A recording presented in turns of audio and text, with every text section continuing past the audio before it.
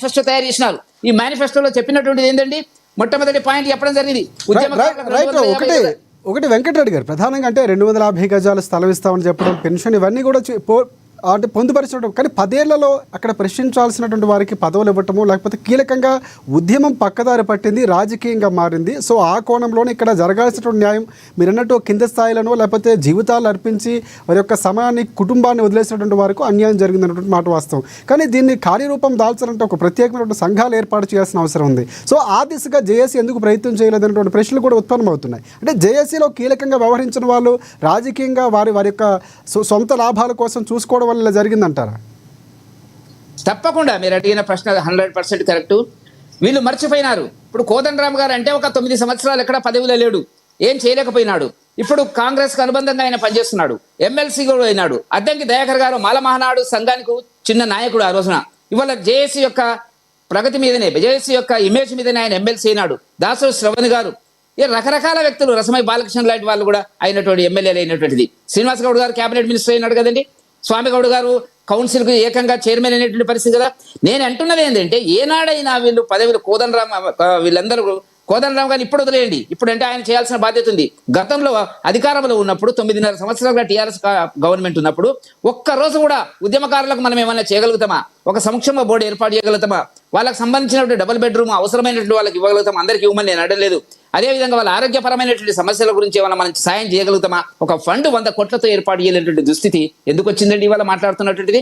ఇప్పుడు కూడా నేను మీరు అన్నట్టుగా సంఘాలు, డాక్టర్ చీమా శ్రీనివాస్ గారు ఆయన గత 7 సంవత్సరాలుగా ఒక ఉద్యమకారుల ఫోరం ఏర్పాటు చేసి తిరుగుతున్నాడు. ఎక్కిన కడప దిగిన కడప అన్ని రాజకీయ పార్టీలు ప్రజా సంఘాలతోని సుందరయ్య భవన్లోను సోమాజ్ కూడా ప్రెస్ క్లబ్లకు పరిమితమైంది. అదేవిధంగా రామగిరి ప్రకాష్ అనేటువంటి వ్యక్తి కూడా దీని గురించి ఆలోచిస్తున్నటువంటిది. మొన్న ఈ మధ్య నన్ను పిలిచారు వాళ్ళు, నాకు బాధ అనిపించింది. అనేక ఉద్యమకారులు దేనికోసం తెలంగాణ వచ్చిందా అంటున్నా, మీ పదవుల కోసం తెలంగాణ వచ్చిందా?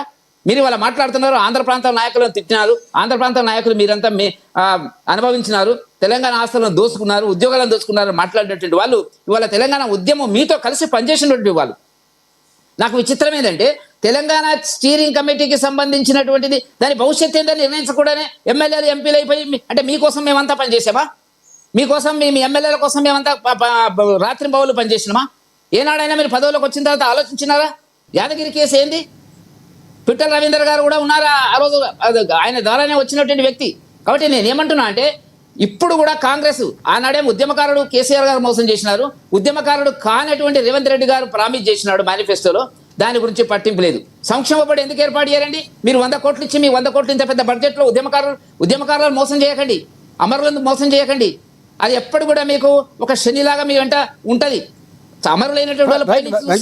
వెంకటరెడ్డి గారు జరగాల్సిన నష్టం జరిగింది, కానీ దీన్ని ఇప్పటికైనా పూడ్చాలి అంటే, న్యాయం జరగాలంటే ఎలాంటి విధానంతో వెళ్లాల్సిన అవసరం ఉంది? అంటే అందులో పనిచేసినటువంటి నేతగా మీకు కొన్ని అవగాహనలు ఉన్నాయి, కొన్ని అనుభవాలు ఇప్పుడు పంచుకున్నారు. సో నిజంగా ప్రభుత్వాలు కానీ లేకపోతే ప్రభుత్వంలో ఉన్నటువంటి కీలకమైన ఉద్యమం నుంచి వెళ్ళేటువంటి నేతలు కానీ ఎలాంటి స్టెప్ తీసుకోవాల్సిన అవసరం ఉంది? మీరు ఎలాంటి విజ్ఞాపనలు చేయబోతున్నారు?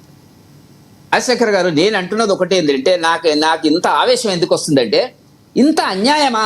ప్రజల సంగతి వదిలేయండి, ప్రజలకు ఏం చేసినారు ప్రభుత్వాలు వదిలేయండి. ఉద్యమ పార్టీలు అధికారంలోకి వచ్చి ఉద్యమకారులను మోసం చేసినారు, అమరులను మోసం చేసినారు. అమరులకు సంబంధించిన లెక్కింపు కూడా సరిగ్గా లేదు. నేనేమంటున్నా అంటే, ఇవాళ ఆనాడు ఉద్యమాన్ని నడిపించింది 2009లో జేఏసీ, కోదండరామ్ గారి ఆధ్వర్యంలో జేఏసీ నడిచిందండి. దాంట్లో TRS, BJP, new democracy, gazetted ఆఫీసర్ల ఉద్యోగులు, తెలంగాణ ఎన్జిఓస్, ఆర్టీసీ, లెక్చరర్ల సంఘం, కుల సంఘాలు, మాల మహానాడు, రకరకాలుగా వచ్చిందండి ఆ ఉద్యమంలో చేరినటువంటి వాళ్ళు. తెలంగాణ రిటైర్డ్ కాలేజ్ టీచర్స్ తరఫున నేను కూడా ఉన్నటువంటి పరిస్థితి అది. నేను ఏమంటున్నా అంటే, దీనికి సంబంధించి ఇవాళ వాళ్ళకు సంబంధించిన సమస్యలు ఏవైతే ఉన్నాయో వాటి గురించి ఎందుకు ఆలోచించరు అనేటువంటిది. ఒక్కరోజు నేను ఒక్క ఎగ్జాంపుల్ చెప్తాను రాజశేఖర్ గారు. మేము 3 గంటలకు తెలంగాణ ఫిల్మ్ డెవలప్మెంట్ ఆఫీసు సికింద్రాబాద్లో ఉన్నటువంటి దాంట్లో 3 గంటలకు మేము ప్రెస్ మీట్ పెట్టి రేపు తెలంగాణ బంద్ అని ఒక కాల్ ఇచ్చినాం. ఇస్తే మేము కిందికి దిగే లోపల 5 గంటలకు నేను కిందికి దిగే లోపల పెట్రోల్ బంక్ దగ్గర విపరీతమైనటువంటి రష్ ఉంది. ఏందని అడిగాను, రేపు బంద్ సార్ అన్నారు. అదండి తెలంగాణ సెంటిమెంటు, జేఏసీ యొక్క ప్రభావము, ప్రజలు దానికి స్పందించినటువంటి తీరు మీరు గుర్తుపెట్టుకోండి. నాకు ఆశ్చర్యమైంది. 2 గంటల లోపల మొత్తం తెలంగాణ సమాజానికి హైదరాబాద్ మొత్తం తెలిసిపోయినటువంటిది. రేపు బంద్ కాబట్టి, పెట్రోల్ బంకులు బంద్ ఉంటాయి కాబట్టి ఆటోమేటిక్గా బంద్ అయినటువంటి పరిస్థితి పాటించినారు కాబట్టి ఇవాళ పెట్రోల్ బంక్. నేనేమంటున్నా, కోదండరామ్ గారు బాధ్యత తీసుకోవాలి. ఇవాళ అధికారంలో ఉన్నాడు, కాంగ్రెస్తో ఆయన అనుబంధంగా పనిచేస్తున్నటువంటిది. అద్దంకి దయాకర్ గారు బాధ్యత తీసుకోవాలా. మీరు కౌన్సిల్లో ఏం చేస్తున్నారు? కౌన్సిల్ ఎందుకు స్టాల్ చేయరు? కౌన్సిల్లో మీరు లేకపోతే రాజీనామా చేయండి. మీరు మీ మీ పదవులు మీకు ఎక్కడి నుంచి గుర్తింపు వచ్చింది? మీరు ఎమ్మెల్సీలు ఎట్లయినారు వల్ల? తెలంగాణ ఉద్యమం వల్ల కదా. చాలామంది ఉద్యమకారులు చేసినటువంటి త్యాగాల వల్ల కదా మీరు అయినటువంటిది. అనేక మంది చనిపోయినటువంటి వాళ్ళ వల్ల మీకు గుర్తింపు వచ్చినటువంటిది. లేకుంటే మీకు గుర్తింపు ఎక్కడిది అంటున్నాను నేను. కాబట్టి ఇప్పటికైనా కూడా నేను రిక్వెస్ట్ చేసినటువంటిది ఏంటంటే, రేవంత్ రెడ్డి గారు దీనికి సంబంధించి ఏదైతే ఇప్పుడు ఉద్యమాలు చేస్తున్నారో కనీసం అడుక్కునే పరిస్థితి లోపల డాక్టర్ చీమా శ్రీనివాస్ గారు, రామగిరి ప్రకాష్ గారు చేస్తున్నటువంటి ఏదైతే ప్రయత్నాలు ఉన్నాయో చాలా బలహీనంగానే ఉండొచ్చు వాళ్ళు, కానీ నిజమైన కోరికలను, నిజమైన ఉద్యమకారుల యొక్క ఆకాంక్షలను వాళ్ళు ఎప్పటికప్పుడు సమాజం దృష్టికి తెస్తున్నటువంటి సందర్భం, కానీ పట్టించుకునే నాతుడు లేదు. కాబట్టి వాళ్ళ ప్రధానమైన బాధ్యత మీరు అన్నట్టుగా రాజశేఖర్ గారు, కోదండరామ్ గారి మీద ఉంది. మీరు గతంలో అంటే నేను టీఆర్ఎస్ గవర్నమెంట్లో లేదన్నారు. టీఆర్ఎస్ గవర్నమెంట్లో నాకు సంబంధం లేదు, వాళ్ళు ఆదరించలేదన్నారు. ఇవాళ మీరు అనుకున్న గవర్నమెంట్ వచ్చింది కదా, కాంగ్రెస్ గవర్నమెంట్ వచ్చింది కదా, మీరు ఎందుకు దీని గురించి మాట్లాడతలేరు? ఎందుకు గట్టిగా మాట్లాడతలేరు?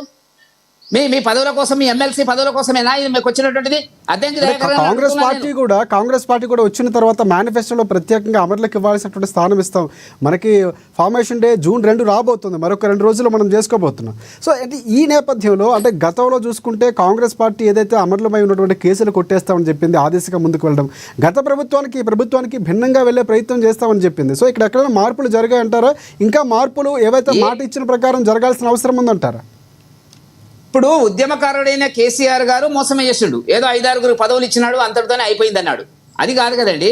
చివరి స్థాయి వరకు గ్రౌండ్ లెవెల్లో జెండా మోసినటువంటి, జేఏసీ జెండా మోసినటువంటిది, మీరు టీఆర్ఎస్ జెండా మోసినటువంటి ప్రజల యొక్క వెంకటరెడ్డి గారు అంటే మీరు అన్నట్లు అంటే కింది స్థాయిలో ఉన్నటువంటి వారు ఎవరు జేఏసీలో పాల్గొన్నారు? ఇది కీలకంగా చెప్పాల్సింది ఒక రకంగా కోదండరామ్ అంటారా? అంటే ఆయన దగ్గరే, ఎందుకంటే పని చేస్తున్నటువంటి వ్యక్తులకు సంబంధించి ఉద్యమంలో ఎవరు పాల్గొన్నారు, వాటికి సంబంధించినటువంటి పూర్తిగా ఒక అనుభవం కానీ లేకపోతే దానికి సంబంధించి ఒక అవగాహన ఉన్నటువంటి వ్యక్తులుగా ఎందుకు ఆ లిస్టును రెడీ చేసి ప్రభుత్వం ముందు పెట్టే ప్రయత్నం చేయట్లేదు? మీరు అనేది పర్ఫెక్ట్గా కరెక్ట్. ఏమైనా చేయగలిగితే, లిస్టులు చేయగలిగితే ఏ స్థాయిలో ఉన్న వాళ్ళకు మనం ఏమి ఇవ్వగలుగుతాం? గౌరవ వృత్తి కానివ్వండి, లేకపోతే 250 గజాల జాగా కానీ, దీనికి సంబంధించి కోదండరామ్ గారు ప్రయత్నం చేయాలా? దానికి సంబంధించి పనిచేసినటువంటి వాళ్ళందరూ కూడా దానికి సహకరించాలా? చేసిన తర్వాత మనం స్ట్రీమ్ లైన్ చేసి అందరికి ఇవ్వగలుగుతామా లేదా? ముఖ్యమైన వాళ్ళు ఎవరు, ముఖ్యంగా త్యాగాలు చేసిన వాళ్ళు ఎవరు? ఎందుకంటే ఇంత పెద్ద ఉద్యమంలో ఎవరెవరో అనుభవిస్తున్నారు. ఉద్యమకారులు ఏ ఆశయం, ఏ వ్యక్తిగతమైనటువంటి అభిప్రాయము, లాభాలను ఆలోచించకుండా వచ్చినటువంటి ఉద్యమకారులకు మీరు న్యాయం ఎందుకు చేయరని మనం అడుగుతున్నాం. దీన్ని చర్చ పెట్టాలి కదా కోదండరామ్ గారు, ఒత్తిడి తీసుకురావాలా కోదండరామ్ గారు. ప్రభుత్వాలుగా కాంగ్రెస్ ప్రభుత్వంలో ఉన్నప్పటికీ కూడా మీకు ఎందుకు బాధ్యత లేదని అడుగుతున్నాం. అద్దంకి దయాకర్ గారు చాలా మాట్లాడతారు కదా, ఉద్యమకారులు జేఏసీలోకి వెళ్ళి పైకి వచ్చినా అంటారు కదా, ముందుకు వచ్చినా అంటారు కదా, నాకు జేఏసీ బేస్ అంటాడు కదా, ఎందుకు అడగలేకపోతున్నారు అంటున్నాను వాళ్ళు. నేను అంటే గతంలో కొంతమంది అమరులైనటువంటి కుటుంబాలకి టికెట్లు ఇచ్చామని చెప్పడం, అంటే శ్రీకాంత్ సార్ లాంటి వారు టికెట్ ఇవ్వడం, తర్వాత ఇవ్వనటువంటి పరిస్థితి అది చూసినటువంటి సందర్భాలే. కానీ ఆ కుటుంబాలకు సంబంధించి కూడా చాలా వరకు మీరు అన్నట్లు దీనస్థితిలో ఉన్నాయి. సో దానికి ప్రభుత్వం అంటే వైద్యపరంగానా లేకపోతే విద్యాపరంగానా ఎలాంటి సౌకర్యాలు కల్పించాల్సిన అవసరం ఉందంటారండి? నేనేమంటున్నా రాజశేఖర్ గారు, ఇవన్నీ సమస్యలు ఉన్నాయి. చాలా మంది ఏం ఆశించకుండా తెలంగాణ మేము మిలియన్ మార్చ్ చేసినప్పుడు, మిలియన్ మార్చ్ పైకి ఎట్లెక్కాలా, హుస్సేన్ సాగర్ కట్టాలనుకున్నప్పుడు కింది నుంచి ట్రై చేస్తున్నప్పుడు ఒక బిచ్చగాడు అంటే ఏమిటి, చెత్త ఏరుకునే బిచ్చగాడు, మీరు అటు వెళ్ళకండి సార్ పోలీసులు ఉన్నారు అక్కడ చెప్పినట్టు. అదండి తెలంగాణ సెంటిమెంటు, తెలంగాణ భావోద్వేగాలు. కాబట్టి ప్రతి ఒక్కరి పాత్ర ఉంది. దీని గురించి చర్చ చేసినారా అంటున్నా. 9.5 సంవత్సరాలుగా టీఆర్ఎస్ పార్టీలో ఉన్నటువంటి శ్రీనివాస్ గౌడ్ గారు, టీఆర్ఎస్ పార్టీలో ఉన్నటువంటి స్వామి గౌడ్ గారు, టీఆర్ఎస్ పార్టీలో ఉన్నటువంటి దేవి ప్రసాద్ గారు, వీళ్ళు ఎక్కువనాడన్నా చర్చ చేసినారా? దీనికి సంబంధించి ఏమైనా చేద్దామని మీరు వేల లక్షల కోట్లు ఖర్చు పెట్టినమంటున్నారు కదండి. 400-500 కోట్లు తెలంగాణ అమరులకు, ఉద్యమకారులకు మీరు ఖర్చు పెట్టలేరా? అట్లాంటి స్కీమ్ ఎందుకు తెలియదంటున్నాను. ఇప్పటికైనా కూడా కోదండరామ్ గారు బాధ్యత తీసుకోవాలని డిమాండ్ చేస్తున్నాను. అద్దంకి దయాకర్ గారు ముందుకు రావాలని కోరుకుంటున్నాను. ముఖ్యమంత్రితో మాట్లాడండి. ఈ ముఖ్యమంత్రి దురదృష్టవశాత్తు ఈ ముఖ్యమంత్రి ఉద్యమం లేడు, ఆయనకు తెలియకపోవచ్చు సరిగ్గా. మీరు ఎందుకు ఒత్తిడి తేవడం లేదు? మీకు పదవులు వస్తే సరిపోతుందా? మీరు బాగుపడితే సరిపోతుందా? డాక్టర్ చీమా శ్రీనివాస్ గారిని పిలిచి ఒక మీటింగ్ పెట్టండి. మీటింగ్ పెట్టి మీరు ఓపెన్గా మాట్లాడండి, ఓపెన్గా చెప్పండి, ఉద్యమాన్ని తీవ్రతరం చేస్తామని చెప్పండి. మీ పదవుల గురించి ఆలోచించకండి. ఉద్యమకారులకు, ప్రజల గురించి ఎట్లా చేయలేదు మీరు? ఉద్యమకారుల కన్నా కొంత చేయండి. చేసేటువంటి పద్ధతి లోపల మీరు ముందుకు రావాలని చెప్పి మేము కోరుకుంటున్నాను. అంతేగాని ఎవరి మీద వ్యక్తిగతమైనటువంటి దేశం నాకు లేదు. రైట్. అంటే ఒక తెలంగాణవాదిగా, తెలంగాణ ఉద్యమంలో కీలకంగా పనిచేస్తున్న నాయకుడిగానే మాట్లాడుతున్నారు. ఇక్కడ పార్టీలకో లేకపోతే ఎవరికో ఆపాదించాల్సిన అవసరం లేదు, పూర్తిగా వారికి న్యాయం జరగాల్సిన అవసరం ఉందంటున్నారు వెంకటరెడ్డి గారు. నాదో ప్రశ్న, అంటే బీజేపీ పార్టీకి సంబంధించి ఒక అధికార ప్రతినిధిగా ఉన్నారు. బీజేపీ పార్టీ ఈరోజు కేంద్రంలో ఉంది. ఒకవేళ తెలంగాణలో ఏమైనా చేయగలిగితే అవకాశం ఉంటే కనుక ఉద్యమాలకు సంబంధించి, అమరవీరులకు సంబంధించి, ఆ పాల్గొన్నటువంటి జేఏసీకి సంబంధించి ఎలాంటి న్యాయం చేసే దిశగా ఏమైనా మీ పోరాటం చేస్తారా? ఒకవేళ అలాంటి ప్రతిపాదనలు ఏమైనా జరుగుతున్నాయి? ఎందుకంటే ఈటెల రాజేంద్ర వంటి వారు కూడా ఇప్పుడు మీ పార్టీలో ఉన్నారు. అవును, ఇప్పుడు నేనేమంటున్నా అంటే రాష్ట్ర ప్రభుత్వం ఉద్యమకారులకు సంబంధించినటువంటిది స్వాతంత్ర సమరయోధులతో సమానమండి ఉద్యమకారులు, తెలంగాణ ఉద్యమకారులు.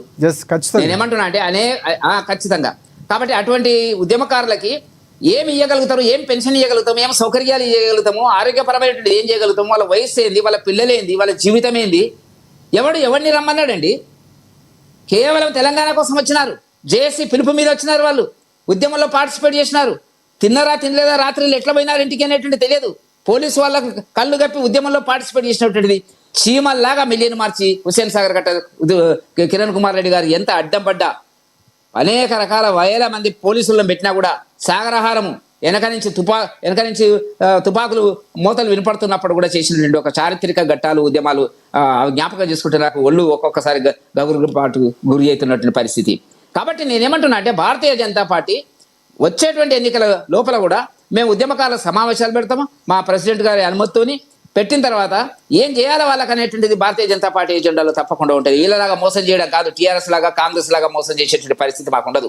ఎందుకంటే ఆనాడు కూడా భారతీయ జనతా పార్టీ యొక్క సహకారంతోనే పార్లమెంట్లో బిల్లు పాస్ అయింది. ఆనాడు మాకున్నటువంటి 160 మంది సభ్యులు కానీ ఒకవేళ ఓటు వేయకపోతే బిల్లు పాస్ అయ్యేదే లేదు. ఎంత ఈ సోనియా గాంధీ ఇవ్వాలనుకున్నా, మేము ఉద్యమం చేస్తే వచ్చిందని కేసీఆర్ అనుకున్నా కూడా భారతీయ జనతా పార్టీ చివరికి మద్దతు వల్లనే తెలంగాణ బిల్లు పాస్ అయింది అనేది గుర్తుపెట్టుకోవాలి తప్ప మేము ఆశించలే, మేము ఒక్క సీటు గెలవలే, ప్రజలు మమ్మల్ని గెలిపియలే, మాకు అభ్యంతరం లేదు. కాకపోతే ఏంటంటే ఇవాళ జరుగుతున్నటువంటి పరిస్థితి చూసినప్పుడు ఈ ప్రభుత్వాలు ఏవైతే గత ప్రభుత్వాలు కాంగ్రెస్ కానివ్వండి లేకపోతే టీఆర్ఎస్ కానివ్వండి తెలంగాణ ఉద్యమకారులను మోసం చేసేటువంటి ప్రయత్నంలో నుంచి మీరు ఆలోచించండి అని చెప్పి ఒక ఉద్యమకారుడిగా 1969 ఉద్యమకారుడిగా నా యొక్క విజ్ఞప్తి. రైట్. అంటే ఫైనల్గా అంటే బీజేపీ పార్టీ ఏం చేయబోతుందో లేకపోతే ఏం చేయాల్సిన అవసరం ఉందో క్లియర్ కట్గా చెప్పారు. అంటే ఇక్కడ పక్కదారి పట్టడానికి ఉద్యమంలో ఉన్నవారి వరకు కూడా చాలా కీలకం అని నేను ముందు నుంచి మాట్లాడుతాను. అంటే కీలకం ఉద్యమం పక్కదారి పట్టింది, లేకపోతే ఈరోజు ఈ స్థాయి కష్టపడినా కూడా ప్రాణాలు త్యాగం చేసో లేకపోతే కుటుంబాలు త్యాగం చేసో ఎండనక వాననక ఎన్ని ఇబ్బందులైనా తెలంగాణ రావాలి కావాలని ఉద్యమించారు. కాబట్టి ఈరోజు అందరూ కూడా ఆ ప్రతిఫలాలు అనుభవిస్తున్నారు ఎవరైనా సరే. ఖచ్చితంగా అలాంటి కీలకంగా ఉన్న వారికి సంబంధించి పక్కదారి పడడానికి ప్రధాన కారణం ఏంటంటారు? ఇందాక మీరు క్లియర్గా మాట్లాడారు. అంటే వారికి ఏ సౌకర్యాలు కావాలో దానికి ఒక కమిటీ కూడా ఏర్పాటు చేయాల్సిన అవసరం ఉందంటారా? నేను కమిటీ చేయాలా, సంక్షేమ బోర్డు ఏర్పాటు చేయాలండి. సంక్షేమ బోర్డు ఏర్పాటు చేసి దానికి 500 కోట్లు 2-3 వెంకటరెడ్డి గారు అటువంటి బడ్జెట్ లో ఒక 500 కోట్లు కేటాయించలేరండి. వాళ్ళు 500 కోట్లు కేటాయించండి. ఏం స్కీమ్, దానికి ఒక బాధ్యత గల వ్యక్తులను మీరు పెట్టి దాని సమాచారం సేకరించండి. 90% వల్ల న్యాయం జరుగుతుంది కదా. 100% చేయకపోవచ్చు, ఉద్యమకాలను గుర్తించడం లేక ఇబ్బందులు రావచ్చు. అయినప్పుడు కూడా వాళ్ళు ఎంతండి, చాలా మంది ఉద్యోగస్తులు ఇప్పుడు తెలంగాణ ఎన్జిఓలు టీచర్లు ఎందుకు సమ్మె చేసేదండి? అసలు నిజానికి సమ్మె చేయడం చట్ట విరుద్ధము. ఒక రాజకీయ ఆకాంక్ష కోసము ఏ ఉద్యోగస్తులు కూడా సమ్మె చేయడానికి code of conduct service rules లో ఒప్పుకోరు. అయినా కూడా 40 రోజులు వాళ్ళు సకల జిల్లా సమ్మె చేసినారు. అటువంటి వాళ్ళు రిటైర్ అయినారు. వాళ్ళ రిటైర్ అయింది కాదు, ఆ ఉద్యోగులు ఏ రకంగా అయితే ప్రభుత్వాలను కాంగ్రెస్ ప్రభుత్వాన్ని ఎదిరించి రోడ్ల మీదకి వచ్చి రాజకీయ సమ్మె చేసినరో ఇవాళ వాళ్ళ డిఏలు ఇచ్చే పరిస్థితి లేదండి, అడిగే దమ్ము లేదండి. విచిత్రమైన పరిస్థితి. తెలంగాణ కోసం పోరాడినటువంటి తెలంగాణ ఉద్యోగ సంఘాలు, అది టీఎన్జిఓస్ కానివ్వండి. వెంకటరెడ్డి గారు అంటే ఇంత ఆవేదనతో ఎంతో బాధతో చాలా మంది గొంతుకులుగా ఈరోజు మీరు మాట్లాడుతున్నారు. ఈ గొంతుకులకు సంబంధించి మరోసారి ఉద్యమిస్తాయా? తెలంగాణ కోసం ఎలాగైతే గళమెత్తారో తెలంగాణలో పాల్గొన్నటువంటి వారు, తెలంగాణ కోసం తన శ్రమని అక్కడ అర్పితం చేసిన వారు, ప్రాణాలు అర్పించినటువంటి వారికి సంబంధించి వారి కుటుంబాలకు సంబంధించి మరొకసారి ఉద్యమం ఏమైనా జరగబోతుందో? అలాంటి ఒక నినాదం రావాల్సిన అవసరం ఉందంటారు. అన్ని ప్రభుత్వాలకి, ప్రభుత్వాల్లో ఉన్నటువంటి ఉద్యమకారులకి అందరికీ కూడా ఒక రకమైనటువంటి మెసేజ్ ఇవ్వాల్సిన అవసరం ఉందంటే ఖచ్చితంగా అలాంటి ఉద్యమం ఏమైనా చేసే అవకాశం నేతలకు సంబంధించినటువంటి వ్యూహాలు ఏమైనా జరగాల్సిన అవసరం ఉందంటారా? ఇప్పుడు ఒక్కటి రాజశేఖర్ గారు తెలంగాణ వచ్చిన తర్వాత మొట్టమొదట పక్కకు పెట్టింది కేసీఆర్ గారు, కోదండరామ్ గారిని పక్కకు పెట్టిండు. ఉద్యమ ఆకాంక్షలను హత్య చేసినాడు అతను. అతను రాకుండా చూడడం జరిగినటువంటిది. ఉద్యమకారులు ఉండకూడదు, మాది రాజకీయ పార్టీ, మాది అహోబిలం మఠం కాదు కదా అంటే నేను అంటున్నాను ఏంటంటే, నేను అడుగుతున్న ప్రశ్న ఏంటంటే ఉద్యమకారులు అనేటువంటి వాళ్ళు మీ ఉద్యమ పార్టీగానే వచ్చింది, ఈరోజు రాజకీయ పార్టీగా మారింది, మళ్ళీ బీఆర్ఎస్ గా రూపాంతరం చెందినటువంటి సందర్భం. అంటే ఏది కూడా ఉద్యమం కాస్త రాజకీయంగా మారింది అనేది స్పష్టంగా కనిపిస్తుంది. మారింది. టిఆర్ఎస్ ప్రభుత్వం ఓడిపోవడానికి ప్రధాన కారణము ఉద్యమకారులు చేసినటువంటి వ్యతిరేక ప్రచారం మీరు గుర్తుంచుకోవాల్సిన అవసరం ఉంది. ఎందుకంటే కనీసం ఆఫీసులో తవల పని కూడా ఇప్పుడు టిఆర్ఎస్ గవర్నమెంట్ కాలంలో ఏం జరిగిందో తెలుసా రాజశేఖర్ గారు? నేను టీజేఏసీ సార్, నేను తెలంగాణ ఉద్యమకారుని అంటే కూడా అసలు ఎక్కడ కూడా సరైన ఆధారం లేదు, వెనక్కి పంపినటువంటి పరిస్థితి, చెప్పుకోవడానికి సిగ్గుపడేటువంటి పరిస్థితి. కాబట్టి టిఆర్ఎస్ గవర్నమెంట్ ఓడిపోవడానికి ఇప్పుడు కవిత గారు మాట్లాడుతారు కదా, ఉద్యమకారులకు డాడీ మనం అన్యాయం చేసినాము, వాళ్ళని గుర్తించాలి ఆమంటుంది కదా. నిలమన్నా సామాజిక తెలంగాణ రాలేదన్నటువంటి వ్యాఖ్యలు కూడా చేస్తున్నారు. ఎస్, చివరిగా వెంకటరెడ్డి గారు కంక్లూడ్ చేయండి. అంటే మీ ఆవేదన బాధను చాలా వరకు ప్రేక్షకులు కానీ లేకపోతే ఉద్యమకారులు కానీ ఒక రకంగా చూస్తున్నారు. చివరిగా ఏం చెప్తున్నారు చెప్పండి. అంటే ఏమైనా ప్రేక్షకులు నేనేమంటున్నా అంటే ఇప్పటికైనా కూడా రేవంత్ రెడ్డి గారు ఆయన ఉద్యమంలో లేనప్పటికీ కూడా వాళ్ళే మేనిఫెస్టోలో, కాంగ్రెస్ మేనిఫెస్టోలో పెట్టినట్టుగా ఏదైతే చెప్పారో మీరు రెండు విషయాల గురించి మీరు చెప్పడం జరిగినటువంటిది. ఒకటి 250 గజాల స్థలం ఇస్తాము, గౌరవ భృతి ఇస్తాము, దానికి సంబంధించి కనీసం ఒక ప్రాసెస్ చేయండి, దానికి ఒక తెలంగాణ ఉద్యమకారుల సంక్షేమ బోర్డు ఏర్పాటు చేయండి, దానికి కొంచెం ఫండ్ ఇవ్వండి, కనీసం చేయండి. మీ 5 ఏళ్ల లోపల చేయమని చెప్పి నేను రిక్వెస్ట్ చేస్తున్నాను, ఒక ఉద్యమకారుడిగా రిక్వెస్ట్ చేస్తున్నాను. మీరు చేయకపోతే వచ్చే భారతీయ జనతా పార్టీ ప్రభుత్వంలో దీనికి సంబంధించి నేను మా అధ్యక్షులతో కొట్లాడైనా కూడా దీనికి ఒక రూపకల్పన చేయించేటువంటి బాధ్యత నేను తీసుకుంటా అని చెప్పి చెప్తున్నాను. రైట్, థ్యాంక్ యూ వెంకటరెడ్డి గారు. ప్రధానంగా మీరన్నటువంటి ప్రతిపాదనలన్నీ కూడా వినాలి. ఇక్కడ ప్రభుత్వాలకు అతీతంగా తెలంగాణ ప్రాంతానికి సంబంధించి ఉద్యమకారులుగా తెలంగాణ నినాదానికి సంబంధించి తెలంగాణ బిడ్డగా అందరూ స్పందించాలని నేను కూడా కోరుకుంటాను. ఎందుకంటే చాలా కీలకం మీరు అన్నటువంటి బాధ, ఆవేదన ఉద్యమంలో అక్కడ దగ్గర నుంచి చూసిన వాళ్ళు, ఇక్కడ టీవీలో చూసిన వారు లేకపోతే దూరంగా చూసిన వారికి ఒక రకమైన అభిప్రాయాలు ఉంటాయి, ఒక రకమైన భావోద్వేగాలు ఉంటాయి. కానీ అంత కష్టపడినా కూడా ఇవ్వాల్సినటువంటి కనీస సౌకర్యాలకు కూడా ఈరోజు నోచుకున్నటువంటి వారు చాలా వందల మంది, వేల మంది ఉన్నారు. వారికి అలాంటి సౌకర్యాలు కల్పించాలని మేము కూడా ఏంటంటే తరఫు నుంచి కోరుకుంటాం. ప్రత్యేకంగా ధన్యవాదాలు వెంకటరెడ్డి గారు. అండ్ చూద్దాం, అంటే భవిష్యత్తులో ఇలాంటి సంఘటనలు జరిగినప్పుడు లేకపోతే ఇలాంటివి జరిగినప్పుడు ఖచ్చితంగా బాధ అనిపి, ఎందుకంటే ఉద్యమం లేకపోతే ఈరోజు ప్రత్యేక తెలంగాణ అనేది ఉండేది కాదు. ఎందుకంటే అప్పుడైనా ఇప్పుడైనా తెలంగాణ పోరుగడ్డ అంటారు. ఉద్యమాలకు సంబంధించి ఖిల్లాగా ఉన్నటువంటి వరంగల్ చాలా ప్రాంతాలకు సంబంధించిన వారు కీలకంగా పనిచేశారు. జేఏసీలో ఉన్నటువంటి వారు ఒక నినాదం ఇస్తే మానవహారం అవ్వండి లేకపోతే ఏదవ్వనండి, అంటే మిలియన్ మార్చ్ దగ్గర నుంచి చాలా కీలకంగా పనిచేసినటువంటి ఉద్యమాలకు సంబంధించి ఈరోజు కొన్ని కుటుంబాలు ఇందాక మాట్లాడుతూ యాదగిరి లాంటి వారు దయనీయ పరిస్థితుల్లో అంటే బిచ్చమెత్తుకొని కుటుంబాలకు సంబంధించి సమస్యలు లేకపోతే పెళ్లిళ్ళు చేసుకోవాల్సిన పరిస్థితి. కాబట్టి ప్రభుత్వాలు ఖచ్చితంగా దృష్టి పెట్టాలి. ఎందుకంటే గత ప్రభుత్వం చేసినటువంటి తప్పులు, అంటే కనీసం వారిని పిలిచి కొంతమందికి పదవులు ఇచ్చి చేతులు దులిపేసుకొని ఒక రకమైనటువంటి రాజకీయంగా నడిపించినటువంటి పరిస్థితులు ఉన్నాయి. కానీ కాంగ్రెస్ ప్రభుత్వం మాట నిలబెట్టుకుంటున్నటువంటి సందర్భాలు ఉన్నాయనుకున్నా కానీ ఎక్కడ అలాంటి పరిస్థితులు కనిపించట్లేదు అన్నటువంటి ఆవేదన వ్యక్తం చేస్తున్నారు వెంకటరెడ్డి గారు. చూద్దాం, అలాంటి ఒక ప్రత్యేకంగా వారి సంక్షేమానికి సంబంధించి ఒక నిధిని ఏర్పాటు చేయాలి, ఒక సంఘాన్ని ఏర్పాటు చేయాలి, కొంత అమౌంట్ని అక్కడ కేటాయించడం, వారికి ఏమేమి కావాలో, ఎంతమంది ఉన్నారో గుర్తించడం, ఇవన్నీ కూడా ఆ దిశగా జరగాలి. ఒకసారి ప్రభుత్వం ఆ దిశగా వెళ్లాల్సిన అవసరం ఉంది. ఎందుకంటే జూన్ 2న ఫార్మేషన్ డే రాబోతుంది, తెలంగాణకు సంబంధించి అంగరంగ వైభవంగా జరుపుకోబోతున్నారు. సో ముందుగా అమరవీరులకు నివాళులు అర్పించిన తర్వాత ఈ కార్యక్రమాన్ని మొదలు పెట్టబోతున్నారు సీఎం రేవంత్ రెడ్డి గారు. సో ఆ దిశగా ప్రభుత్వాలు పార్టీలకు అతీతంగా స్పందించి ఒక కార్యరూపం దాల్చాలని, వారికి న్యాయం జరగాలని మనం కూడా కోరుకున్నాం. ఇది ఇవాళ స్పెషల్ డ్రైవ్. మరిన్ని అప్డేట్స్ కోసం చూస్తూనే ఉండండి ANN తెలుగు న్యూస్.